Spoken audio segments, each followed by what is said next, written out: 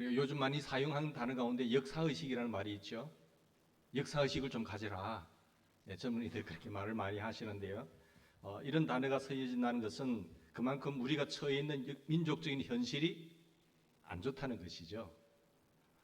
이 세계는 세계사가 있고 한 민족에게는 민족사가 있습니다. 그리고 가정에는 가정사가 있습니다. 한 공동체에 그 공동체가 형성되면서 걸어온 어떤 역사가 있는 것이죠. 개인에게는 태어나서부터 지금까지 온 개인사가 있을 것입니다. 그래서 개인들이 모여서 가정을 만들고 이 모든 가정들이 민족을 이루고 세계를 이루어가는 것을 볼 때 다 연관되어진다는 것을 우리는 보게 됩니다. 역사의식이란 결국 역사를 바라보는 우리의 시각을 말합니다. 역사를 어떤 관점에서 어떠한 관점에서 어떤 시각으로 어떤 안목을 가지면서 바라볼 것이냐에 따라서 역사의식이 있고 없고가 결정나는 것이죠. 역사의식에 따라서 판단의 기준이 달라지는 것을 여러분 잘 알고 계시리라고 믿습니다. 여러분 역사의식이 왜 중요하지요? 과거의 역사를 바라보는 세계가 그 자세가 우리의 삶의 태도를 결정하기 때문입니다. 그 사람의 삶의 결정의 태도의 판단을 보면 이 사람의 역사의식이 이것밖에 안 되는구나. 이런 현실에 좋은 판단과 결정을 내리는 걸 보니까 이 사람은 역사의식이 있는 사람이구나. 훌륭한 분이구나. 그렇게 우리는 분별하게 됩니다. 그리고 그 과거의 역사를 어떻게 인식하느냐에 따라서 오늘의 내 삶이 주어지게 되고요. 그 과거의 역사를 가지고 오늘 어떻게 판단하느냐에 따라서 미래가 결정되어지는 것입니다. 미래의 역사를 만들어가는 것은 절대로 과거의 역사를 모르고서는 미래의 좋은 역사를 선회를 갈 수가 없습니다. 가령 작년에 사업에 실패한 사람이 있다고 여러분 가정해 봅시다. 그가 자기의 실패를 어떻게 보느냐. 이 하는 것은 앞으로의 그의 인생에 중요한 영향을 끼치게 되는 것입니다. 사람은 누구나 실수도 할 수 있고 또 실패를 할 수 있잖아요. 그런데 그것을 실패로만 가정하고 만약에 포기하고 삶이 우울해지고 자포자기해 버리면은 아무런 희망이 없어요. 내가 왜 실패했지? 그리고 앞으로 어떻게 나가야 되지? 그것을 잘 판단하느냐에 따라서 미래가 있을 수도 있고 없을 수도 있다는 것입니다. 자신의 실패를 바라보는 관점에서 사람들은 이 세 가지 유형이 있을 수 있습니다. 첫째는 숙명론적 세계관을 가진 사람의 유형이 있어요. 어떤 사람요? 숙명론적 세계관을 가진 사람의 관점입니다. 자, 이런 사람은 자기의 실패를 어떻게 여길까요? 팔자 소관으로 여기는 겁니다. 아이고, 내 팔자가 그렇지 뭐. 우리 집안이 팔자가 안 그렇느냐고. 여기에서 무슨 선한 것이 나올 수 있겠느냐고. 그렇게 바라보는 관점을 말합니다. 이런 사람은 자기의 실패의 원인을 분석하려고 하는 그런 아무런 노력이 없어요. 내가 왜 실패했는지 그 원인을 분석하고 연구하는 것이 없다는 거예요. 그는 다시 한번 사업을 추진하게 된다고 하면 한 번 더 행운을 부여잡기 위해서 요행수 앞에 자기의 삶을 걸 수밖에 없지요. 비나이다 비나이다. 천지십년이 있게 비나이다. 내 팔자를 좀 바꾸어 주십시오. 이렇게 말하겠지요.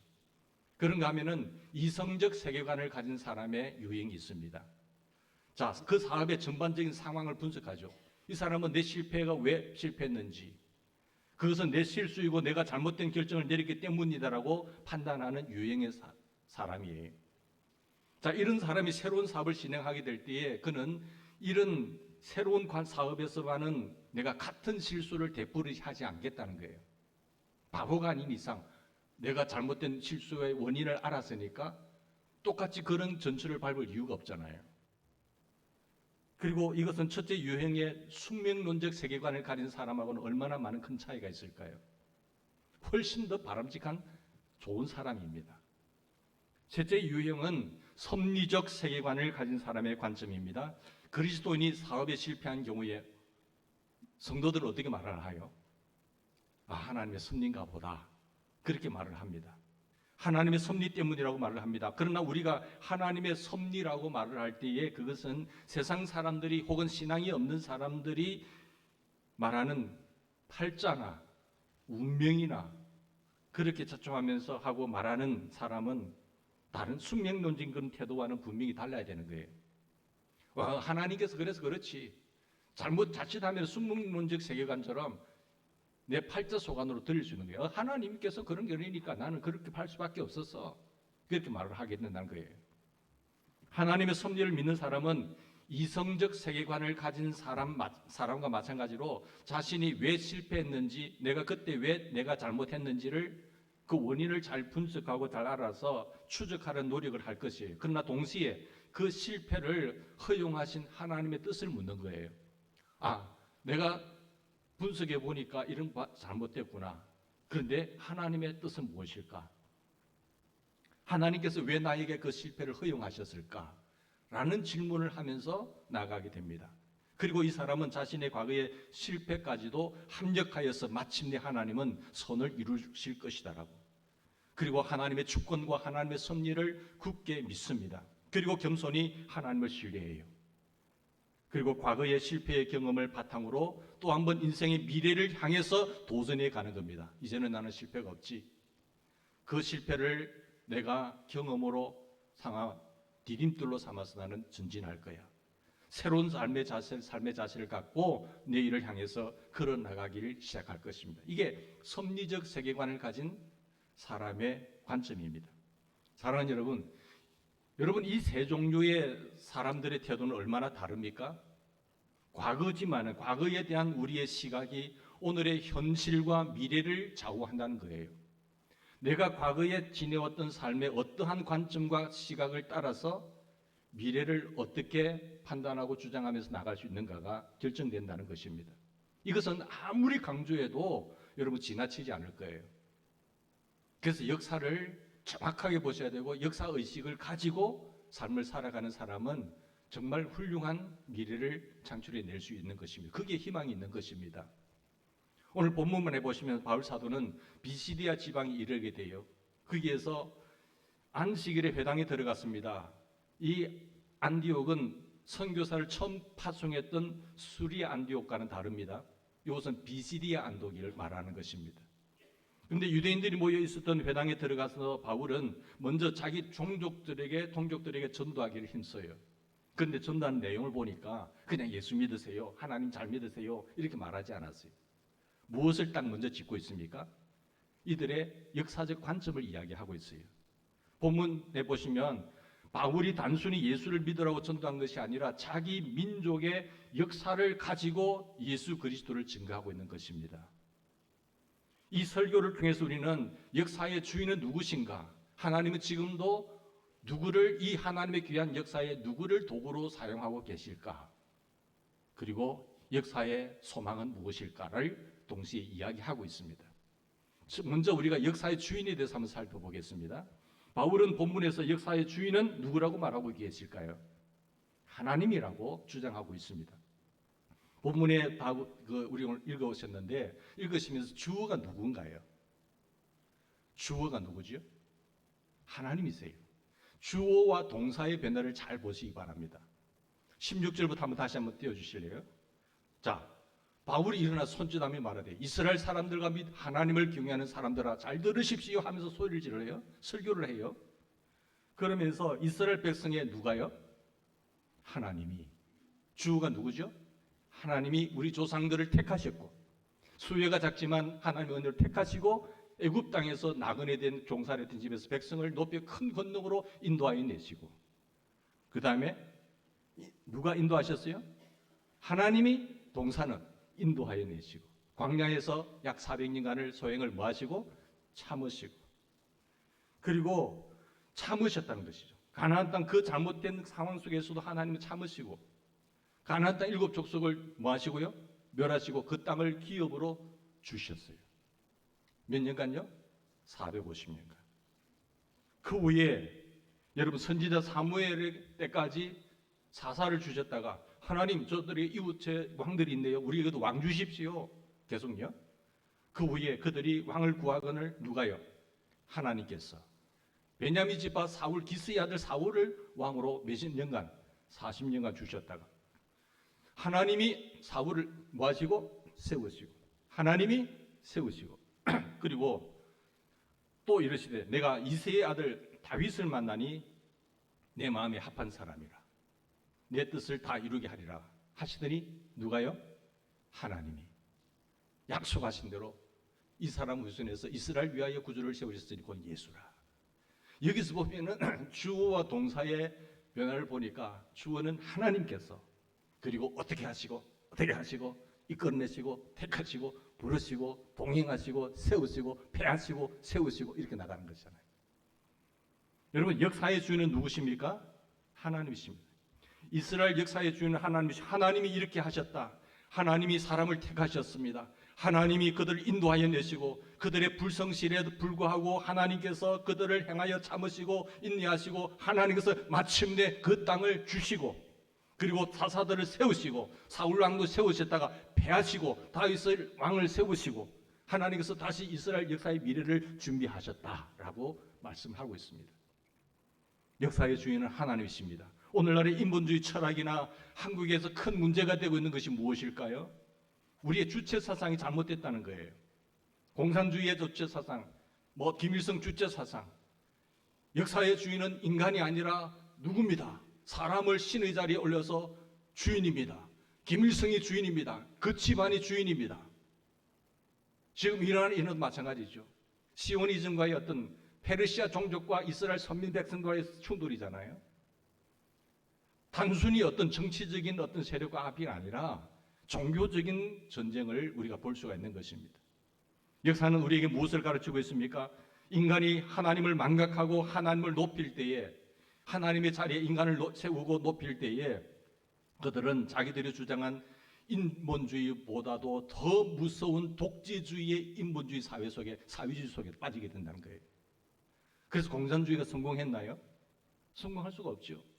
하나님이 주인이심에도 불구하고 인간을 그 자리에 세우셔서 그렇게 나갈 때 독재적 국가 사회주의로 전락하게 된다는 것을 우리는 역사를 통해서 볼 수 있게 됩니다. 여러분, 인간을 역사의 마지막 건의로 내세운 인간의 교만함은 결국 지도자와 백성 모두를 파괴하는 결과를 초래할 수밖에 없습니다. 에베소서 6장 9절 이하에 보면 주인들이 종을 선하게 대접해야 된다라고 말하고 있습니다. 지금의 문화적 상황으로 바꾸고 말한다면 고용주가 고용인을 선대하고 잘 대접해야 할 이유에 대해서 기록하고 있어요. 상전들아, 그들을 위협하지 말아라. 그 시대의 상전들, 고용주죠. 지도자들이죠. 회사의 주인들 말하죠. 그러나 그런 네가 고용한 사람들, 고용인들을 너무 학대하지 마라. 그렇게 말하고 있어요. 그때 아마도 이 위협해라는 말을 있을 것 같아요. 너무 위협하지 말라. 그러면서 그 다음에 하는 소리를 들어보십시오. 왜냐하면 그대들에게도 누가 있어요? 하늘의 상전이 있다는 거예요. 그러니까 우리 위에 최고의 하나님, 그 하나님을 기억하는 거예요. 종들도 그렇고 주인도 그렇고 마찬가지 다 상전이 있는 거예요. 눈에 보이는 상전이 있지만 최고의 권위를 가지신 분은 하나님이라는 사실이죠. 그분께서 일거수일투족을 지켜보고 계신 하나님, 그분은 최종적인 권위를 가지고 계신 분입니다라는 것을 이야기하고 있습니다. 만약 이 하나님의 의식이 없다고 한다면, 우리가 이 신본주의 의식이 없다고 한다면 사람들은 삶의 최종적인 결정을 가진 주체가 자기 자신이라고 착각하게 되는 거예요. 정말 그렇습니까, 여러분? 내가 사장이니까 최종 결정은 나에게 있지. 하나님 의식이 없는 사람은요, 자기의 결정에 따라서 모든 것이 달라지게 됩니다. 그리고 그들은 결국 어떻게 될까요? 오만한 자리에 앉게 되는 것입니다. 오만한 자리에 빠져서 나올 수가 없어요.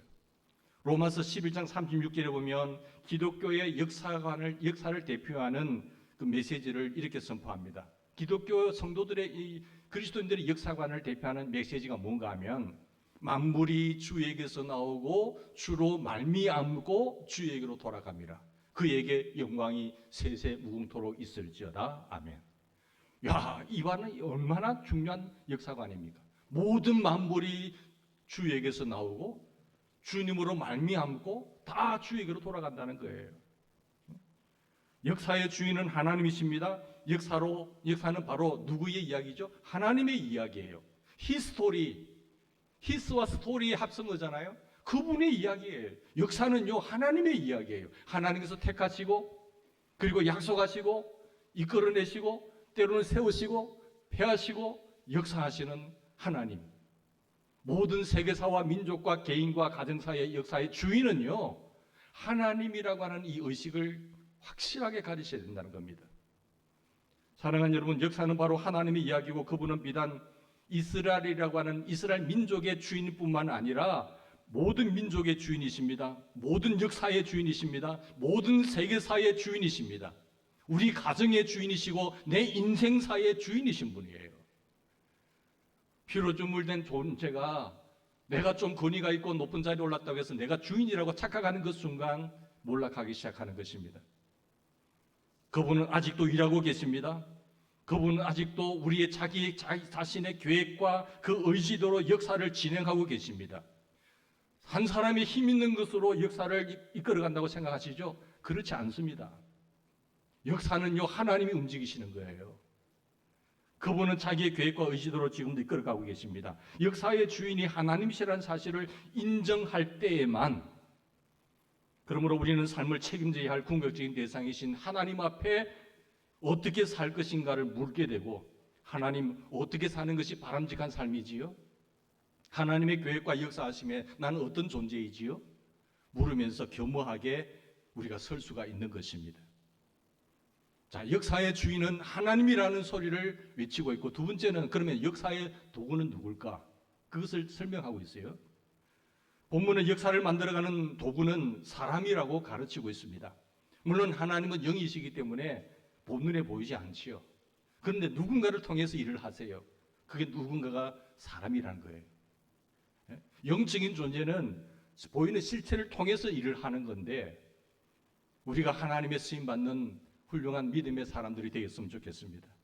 역사의 주인이 하나님이라고 말할 때 그것은 사람의 역사 속에서 아무것도 할 일이 없다는 것이 아니에요.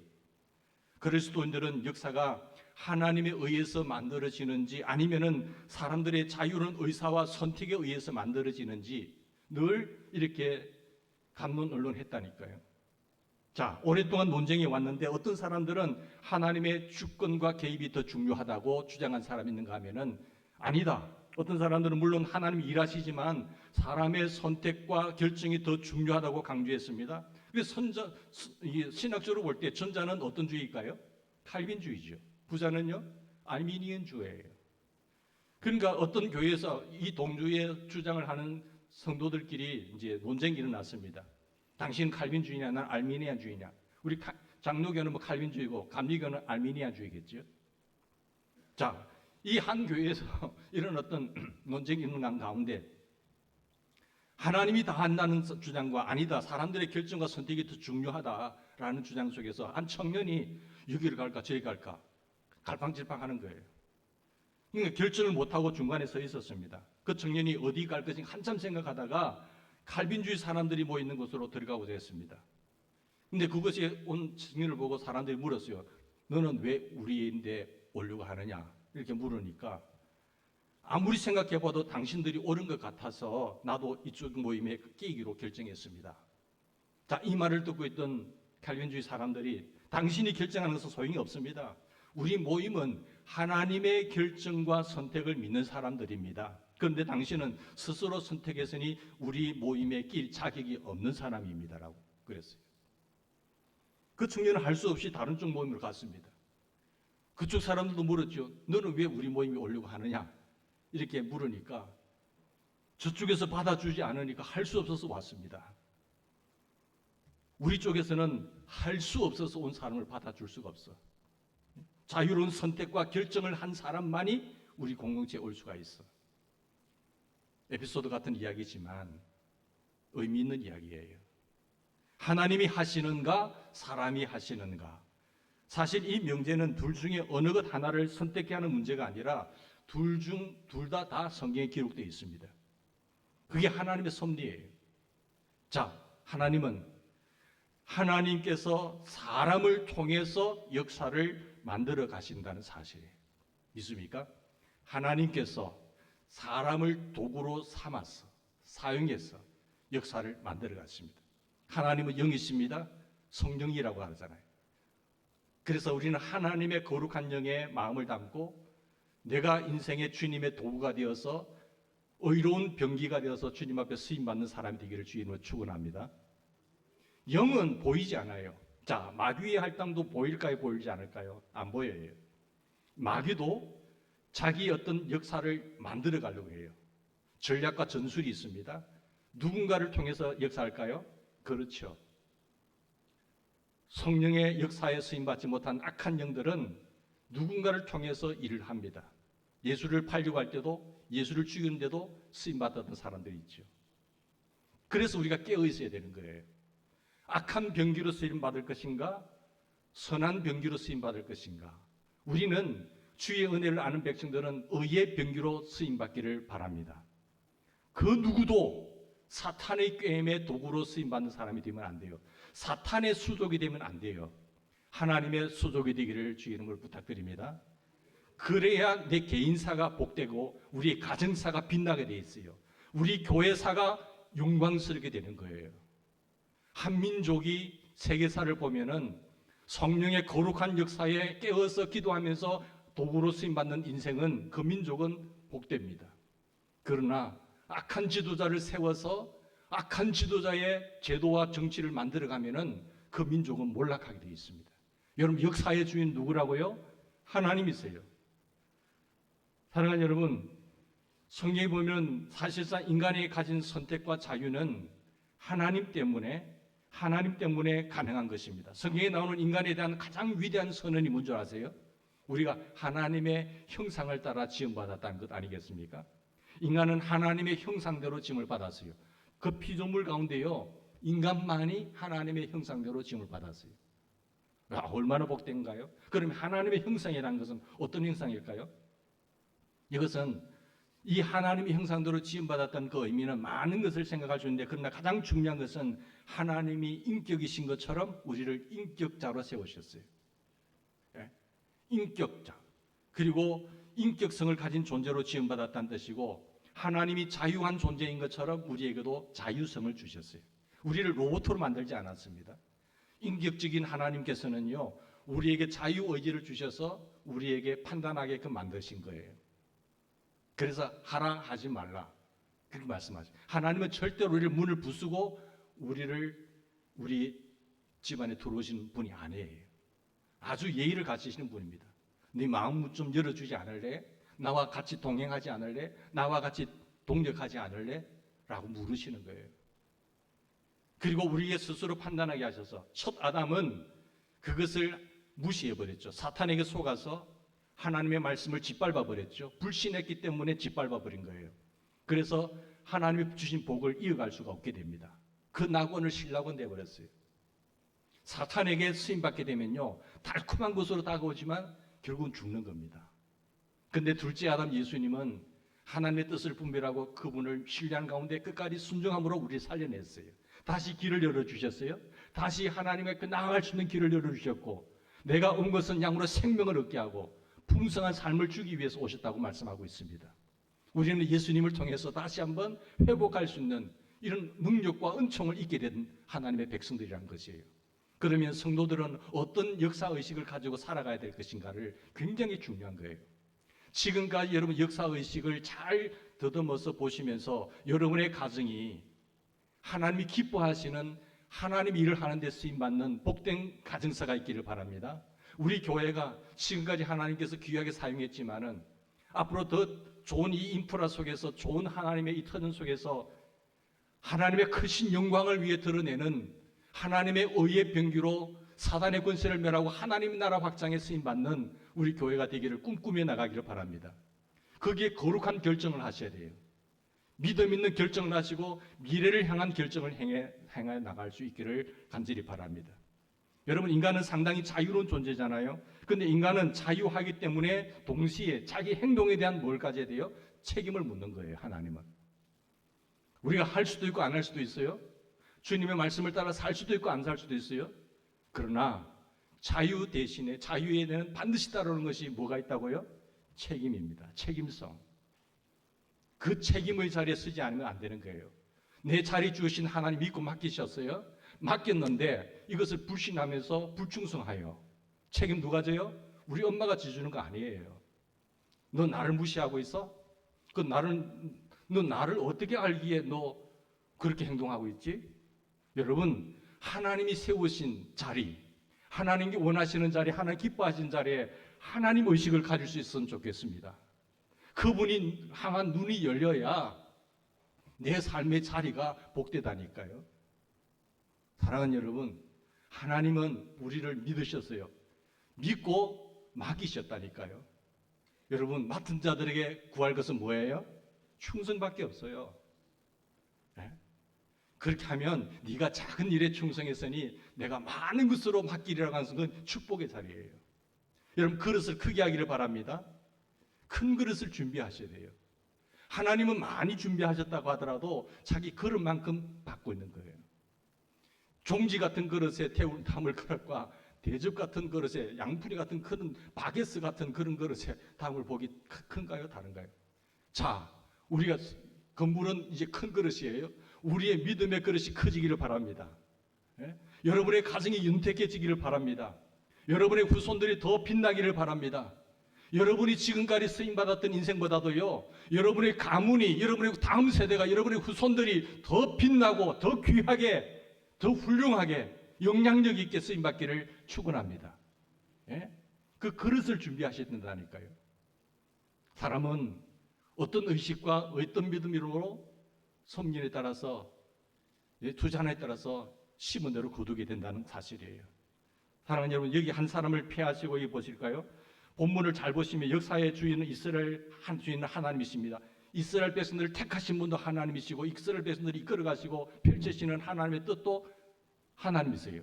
이스라엘 백성이 하나님이 우리 조상들을 택하시고 애굽 땅에서 나그네 된 백성들을 높여서 큰 권능을 인도하여 내셨잖아요. 21절 보실까요? 하나님 역사를 움직이고 진행하고 계시잖아요. 그런데 본문에 보면은 또한 사울과 다윗이 대조적으로 등장하고 있어요.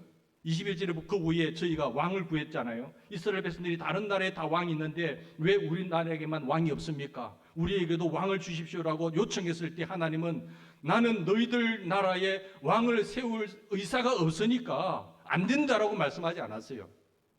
인격자이신 하나님께서 그래? 그러면 너희들에게 왕 줄게. 여러분, 당자가요, 둘째 아들, 아빠 나 간섭하기 싫어요. 제목 주세요. 하나님은, 아버지는 나가는 게 싫었어요. 그런데 그래? 줄게. 한번 가봐. 그게 아버지의 마음이에요. 그런데 그렇게 되면 어떻게 된다고요? 지엄절매 돼지치는 친세가 되는 거예요. 그래 돌아오면은 내 아버지 집이 좋았네. 그래도 내가 아버지 곁에 있는 게 좋았네. 그게 내가 아버지의 품을 떠나서 아버지를 등지고 내 마음대로 살아보겠다고요?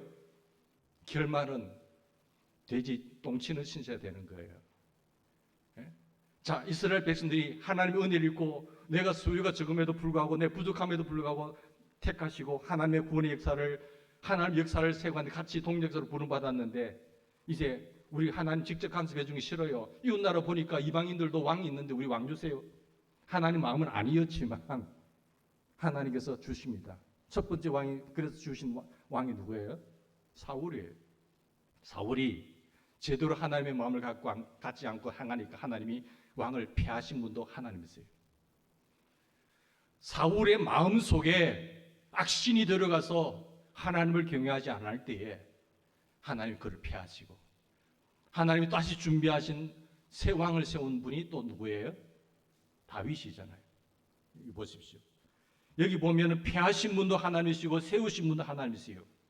22절 보실까요? 사울이 주님의 뜻을 수행하지 못할 때, 그리고 주님의 마음에 합당한 삶을 살지 못했을 때 하나님은 그를 뭐 하시고요? 폐하시고요. 여러분, 여러분의 자리 잘 지키시기를 주의 이름으로 축원합니다. 하나님이 주신 직분, 하나님이 주신 자리 소중하게 생각하셔야 돼요. 귀하게 생각하셔야 돼요. 하나님이 폐하시면 어떻게 된 줄 아세요? 여러분, 세상 일도요 우리 마음대로 되지는 않잖아요. 역사의 주인이 하나님이신데 그때는 뭐 어떻게 해서 그랬는가? 절대 그렇지 않습니다. 하나님이 붙잡으시면 절대 넘어지지 않아요. 그러나 아무리 잘 나가던 인생도 하나님이 후 버리면요 끝나는 거예요. 하나님이 세우시기도 하고 정말로 하나님의 뜻을 헤아리지 못하고 하나님의 뜻을 수행하지 않을 때에 하나님 그 사람을 폐하시는 분 거예요. 여러분 보세요. 폐하시고 다윗을 왕으로 세우시는 분도 누구예요? 하나님이세요. 정언하 이르시되 내가 이새의 아들 다윗을 만나니 내 마음에 맞는 사람이라. 옛날 버전에 보면 내 마음이 정말 합한 사람이라. 내 뜻을 이를 통해서 내가 다 이루리라. 내 뜻을 대연절기를 통해서 다 이루리라. 내 뜻을 우리 대연절기 믿음의 식구들을 통해서 다 이루리라. 하나님을 기쁘시게 하는 존재가 되기를 주님을 축원합니다. 그러면은 그냥 열리는 거예요. 하나님이 함께 하시고 하나님께서 붙잡으시고 쓰시겠다고 하는데 누가 대적할까요? 여러분, 하나님이 기뻐하시는 인생이 되기를 부탁드립니다. 하나님, 우리 이 자리에서 너무 신나고 좋잖아요.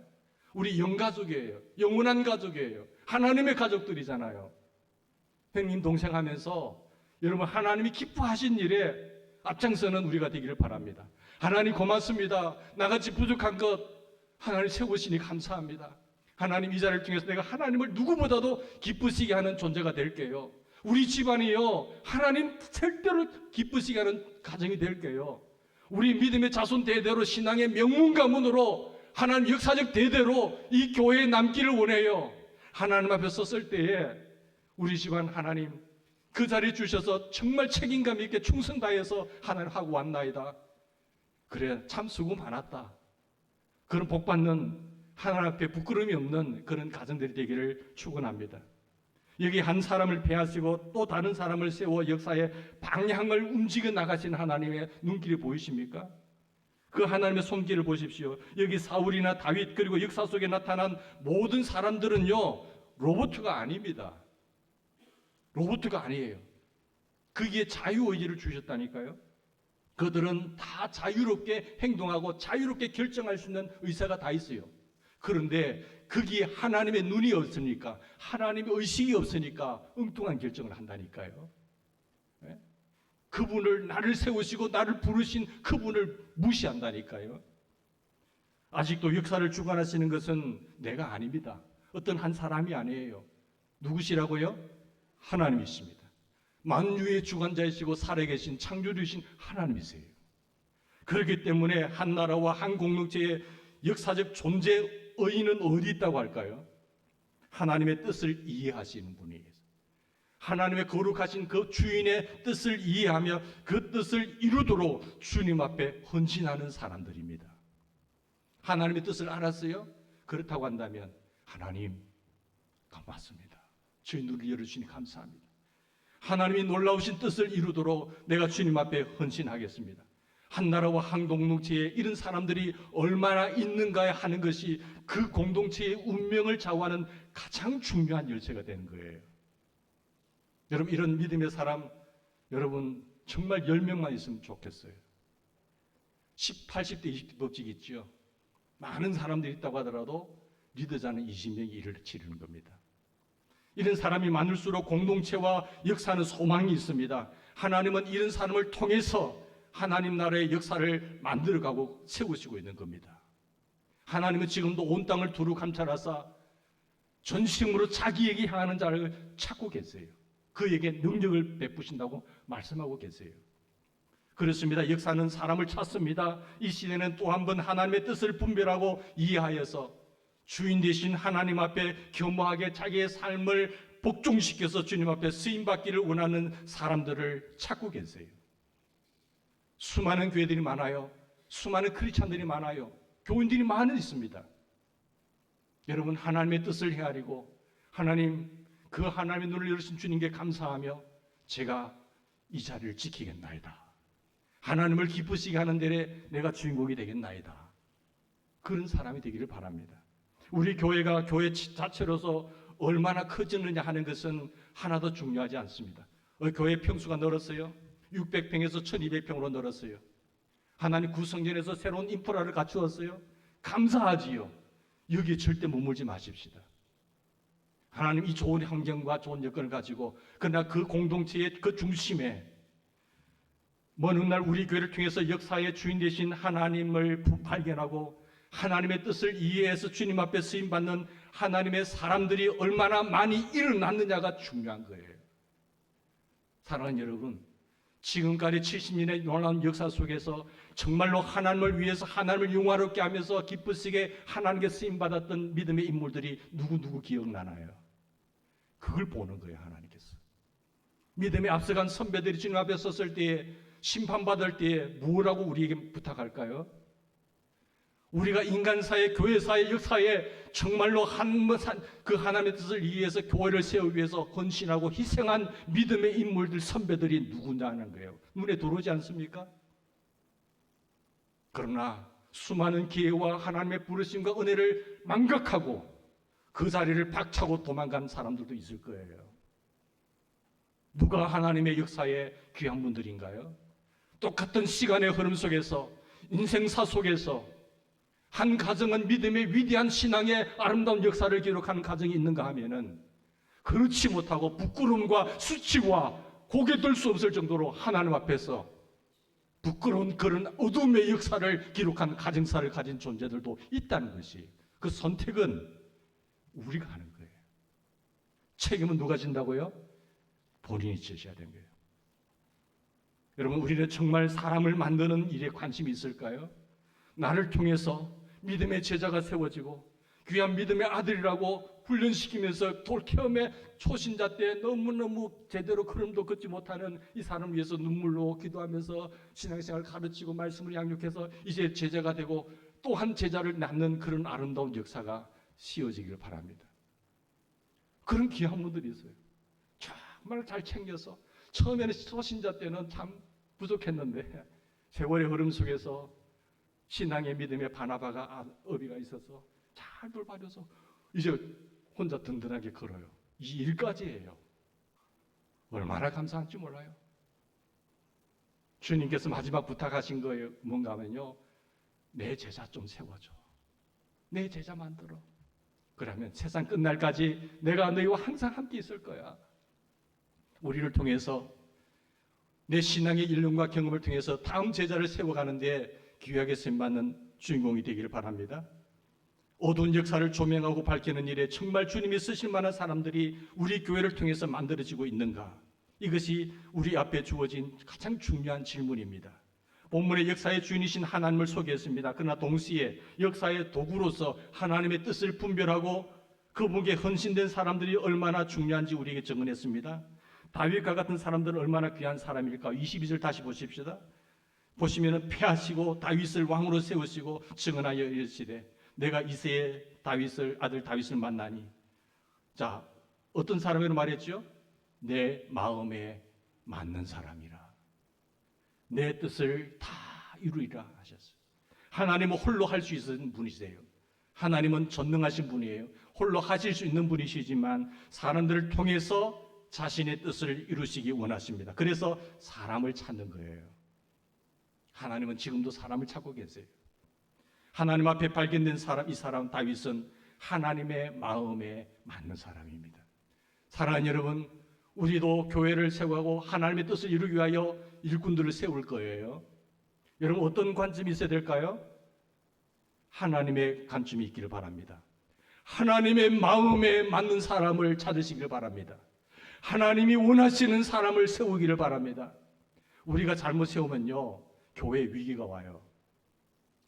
교인 100명에 일하는 것보다도요, 지도자 한 사람 잘못 세우면요, 끝나는 거예요. 여러분, 정말 기도하시길 바랍니다. 하나님 마음에 맞는 사람을 찾으셔야 되는 거예요. 하나님의 마음에 맞는 사람 한 사람 세워지면 하나님은 그 사람을 통해서 일을 하는 거예요. 하나님의 마음에 맞는 사람이 세워지지 않으면 그 사람이 교회를 막을 수가 있어요. 사탄의 도구가 되어서 교회를 폐할 수가 있어요. 여러분, 그런 교회들 얼마나 많나요? 하나님 잘 섬기라고, 하나님 교회 부흥을 위해서 일하라고 세워놨더니 교회를 망치는 존재들로 시험받는 사람들이 있더라고요. 그런가 하면은 하나님, 나의 부족함을 알고 주의 은혜를 알아서 하나님, 제가 무엇이간데 저를 믿고 맡기셨나요? 하면서 오로지 주님을 위해서, 교회를 위해서 헌신함에 봉사하면서 무너진 교회를 일으키는 사람들이 있더라고요. 이런 하나님이 기뻐하시고 하나님이 원하시는 교회를 만들어가는 우리 대연절개를 꿈꾸며 세우는 저와 여러분 되기를 바랍니다. 기도 많이 하셔야 됩니다. 그러면 여러분의 관점, 내 인본주의, 어떤 엮어짐, 그리고 오래 한 것, 이거 다 무너뜨리셔야 돼요. 다 내려놓으셔야 돼요. 지금 누가 하나님의 마음이 맞는 사람인가? 누가 하나님의 영광을 위해 살 수 있는 사람인가? 찾으시기를 바랍니다. 자, 36절 볼까요? 36절 보시면 이거 읽고 마칩시다. 사도행전의 기자는 다윗의 이제 최후를 따라 이렇게 기록합니다. 다윗의 최후를 어떻게 기록하고 있어요? 36절 같이 읽읍시다. 시작.